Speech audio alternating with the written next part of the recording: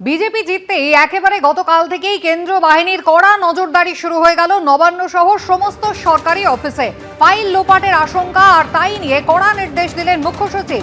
Office থেকে কেউ যেন ফাইল চুরি করতে না পারে, যেন কোনো ফাইল পোড়াতে না পারে বা সরকারি ফাইলের কপি যেন করতে না পারে। সমস্ত সরকারি অফিসে এই কড়া নির্দেশ দিলেন মুখ্য সচিব। বিভাগীয় প্রধান সচিবদের ব্যক্তিগতভাবে দায়িত্ব নেওয়ার নির্দেশ দিয়েছেন মুখ্য সচিব।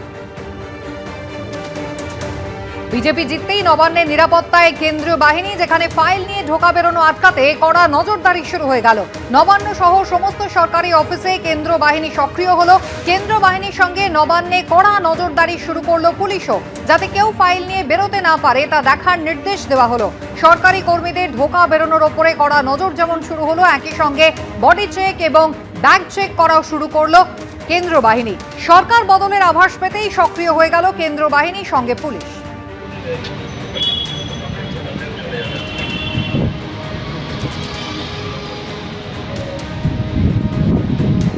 ব্যাগ চেক করা হলো, বডি সার্চ করা হলো, ফাইল সমস্ত কিছু। অন্যদিন হয় না, কোনোদিন হয় না।